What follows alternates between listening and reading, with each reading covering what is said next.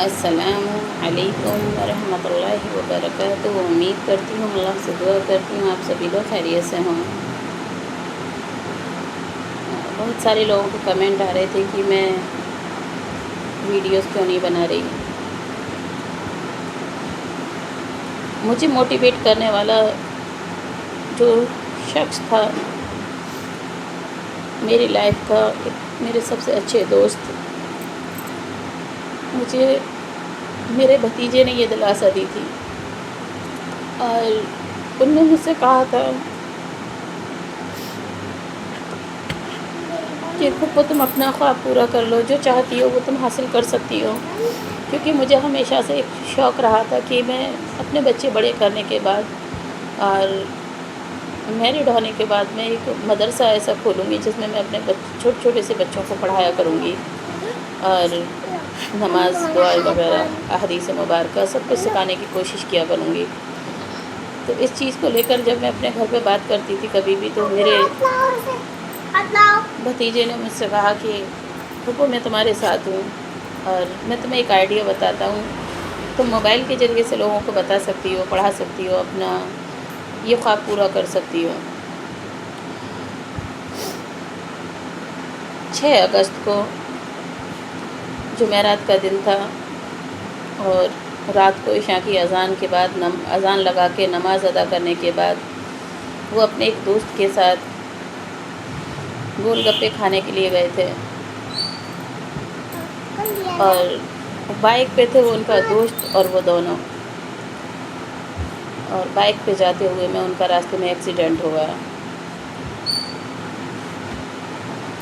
وہ ایکسیڈنٹ تو کچھ لمحات کا تھا، لیکن اس ایکسیڈنٹ میں اس بچے نے اپنی جان دے دی۔ وہ ہماری زندگی سے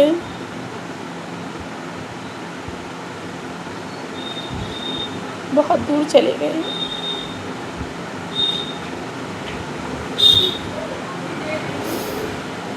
بھتیجے ہمارے اور بھی ہیں، لیکن جو محبت، جو پیار، جو شفقت ان کے اندر تھی، وہ ہم بہن بھائیوں میں کسی بھی بچے کے اندر نہیں ہے اتنی۔ ماشاء اللہ سے اور بھی 3 بچے قرآن حفظ کر رہے ہیں، ان کے 2 بچے انہی کے حفظ کر رہے ہیں قرآن۔ جو میرے بھتیجے کا انتقال ہوا ان سے چھوٹے 2 بھائی، اور ایک میرے دوسرے بھائی کے بیٹے بھی قرآن حفظ کر رہے ہیں۔ 12 سال کی عمر میں انہوں نے قرآن شریف مکمل کر لیا تھا اپنا حفظ، اور اس کے بعد سے وہ مولویت کر رہے تھے۔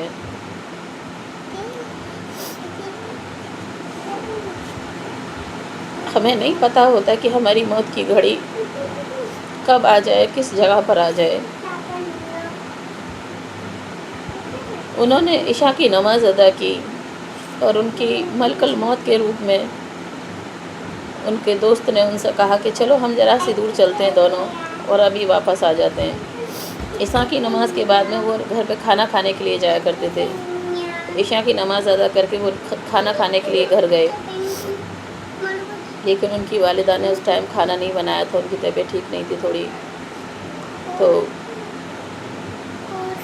بچے کی موت کہتے ہیں نا بہانے سے آتی ہے، تو دوست کے روپ پر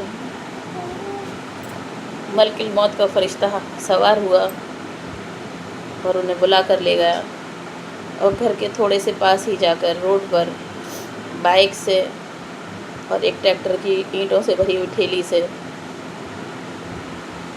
اس بچے کا پیر اس طریقے سے کچل چکا تھا پورا، اس کا گھٹنا اور اس کی پیر بالکل ہڈی اس کی کچل چکی تھی بالکل، اس کی باڈی سے سارا خون بہہ چکا تھا، اس کے سر میں بھی گم چوٹ تھی ان کے، اور کھلی ہوئی چوٹ بھی دکھائی دے رہی تھی کان کے پیچھے سر میں۔ اور اس دن جب میرے پاس فون آیا، جب میں ہاسپٹل میں پہنچی اپنے ہسبینڈ کے ساتھ، تو وہ برنچ پر لیٹے ہوئے تھے، ان کی کھڑی ناک، ان کا گورا چہرہ، ان کی پیشانی پر نماز کا داغ تھا۔ ان کی عمر صرف 15.5 سال تھی، لیکن وہ 6 فٹ لمبے تھے، بہت طاقت بھر باڈی تھی ان کی۔ وہ بچہ ہمارے گھر سے تو چلے گئے، لیکن ہمارے پورے گھر پہ ایسے توڑ کے رکھ دیا، ایسا لگتا ہے جیسے سینے میں سے کسی نے جان نکال لی ہو۔ میرے والد، میرے بھائی، بھابھی، میرے سارے بھائی، کچھ دن پہلے ہی بھابھی کا انتقال ہوا تھا، 6واں مہینہ شروع ہوا تھا ان کے انتقال کو، اور ہمارے گھر میں دوسری موت ہمارے بھتیجے کی ہو گئی۔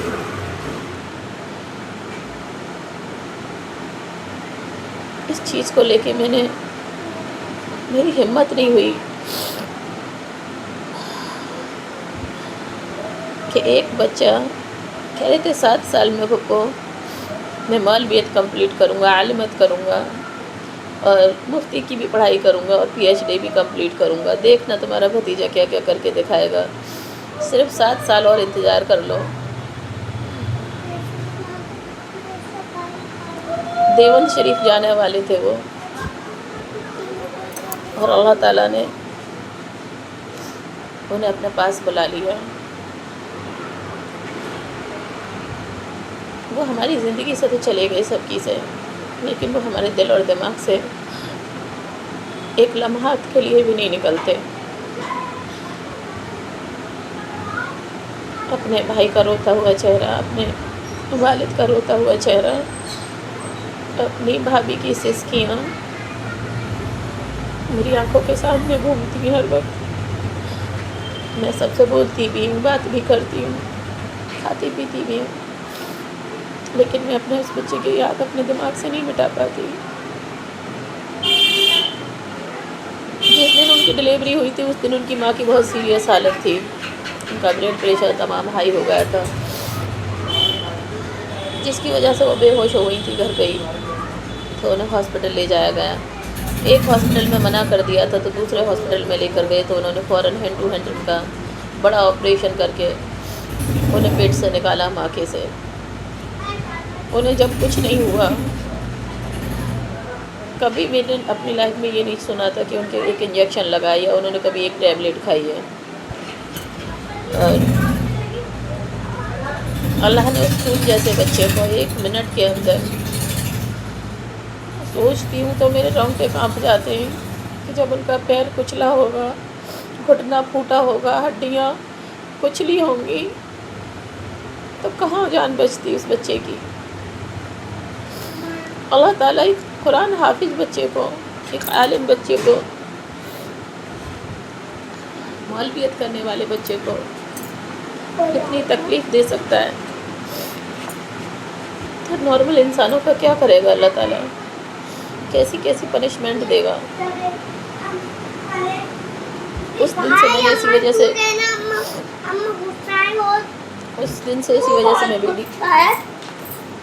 سے اس دن سے میں ویڈیو نہیں بنا پائی، اور میرے دل دماغ نے میرا ساتھ نہیں دیا، کیونکہ وہ بچہ مجھے بہت موٹیویٹ کرتے تھے بے انتہا۔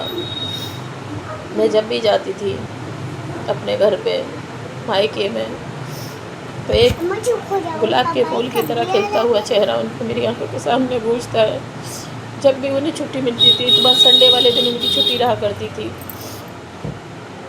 کئی گھنٹے تک بیٹھ کے ہم باتیں کرتے تھے ایک دوسرے سے، اور ہماری باتیں ہمیشہ پڑھائی لکھائی کے اوپر ہی ہوا کرتی تھی۔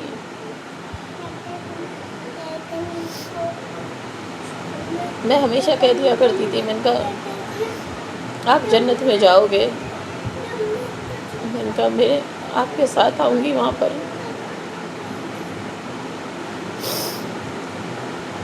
لیکن ہم لیڈیز قبرستان تک نہیں جا سکتے، اپنے بچے کی قبر تک نہیں دیکھ سکتے جا کر۔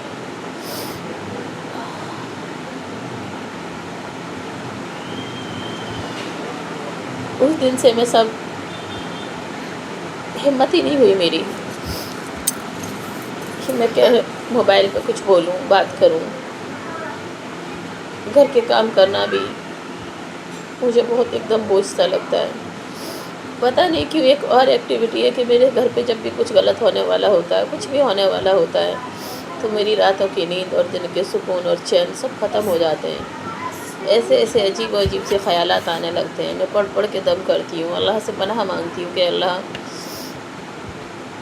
الٹے سیدھے خواب خیالات مجھے نہ دکھا۔ مجھے بہت ڈر لگنے لگتا ہے، پھر میں سوچتی ہوں کہ ماں ہوں تو میں ہوں اپنے بھائیوں کی، اور بہن ہوں تو میں ہوں، ہر چیز کے لیے اللہ مجھے ہی آگاہ کراتا ہے۔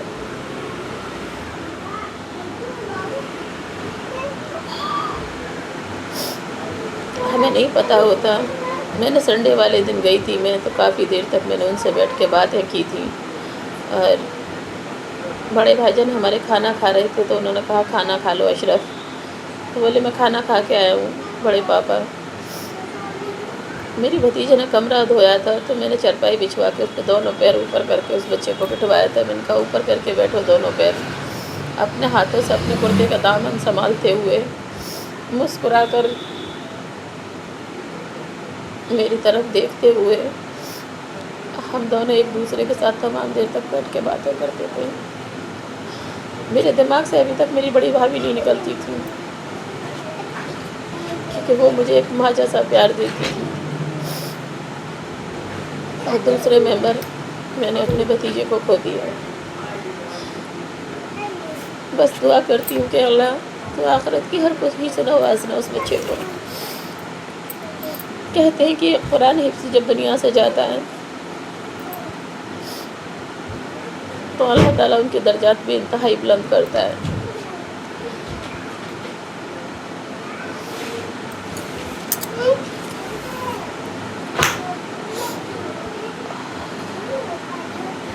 ذرا سی بھی آنکھیں بند کرتی ہوں،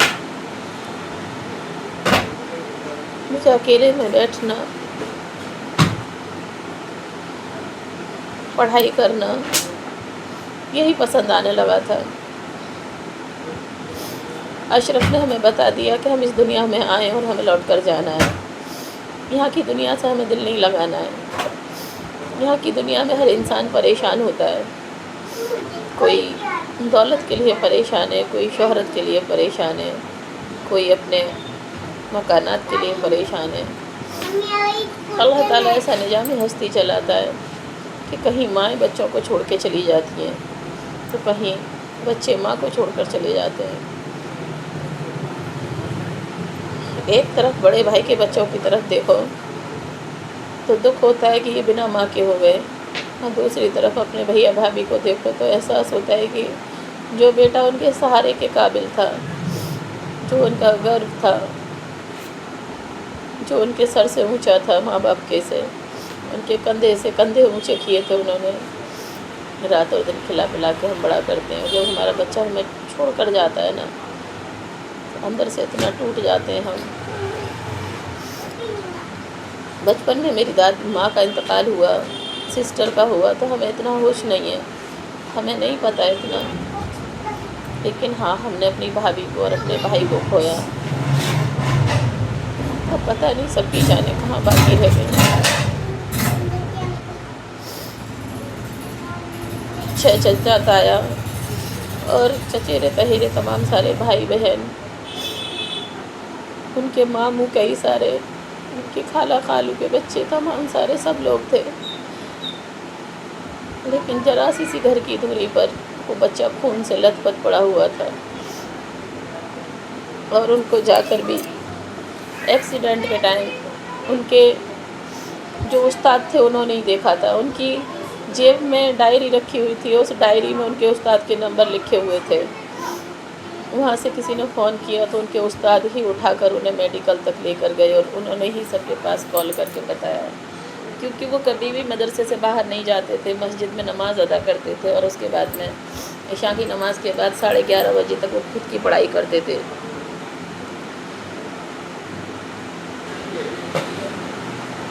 صبح میں فجر کی اذان لگانا، اذان لگانے کے بعد گھر پہ جانا، اور گھر پہ جانے کے بعد میں اپنے دونوں بھائیوں کو اٹھانا، ابا کو اٹھانا، ان کو مسجد میں نماز کے لیے لے کر آنا، 5 ٹائم کی نماز ادا کرنا، اذان لگانا، اور خود کی اپنی پڑھائی کرنا۔ آج کے زمانے میں ایسا بچہ دیکھنے کے لیے اتنا کم ملتے ہیں، بہت کمی کے ساتھ ماں باپ چیخ رہے ہوتے ہیں، پکار رہے ہوتے ہیں، تو وہ اپنے آپ خود بخود سارے کام خود بخود کرتے تھے، نہ کسی کی لڑائی تھی، نہ جھگڑا تھا، نہ اماں کی ڈانٹ، نہ ابا کی ڈانٹ. اور بچے ان پہ اماں ابا کو چلانا بھی پڑتا ہے، ڈانٹنا بھی پڑتا ہے. جیسے کسی دن میرا دل ہوگا تو میں بناتی ہوں اپنی ویڈیوز. صبح خیر، اللہ حافظ.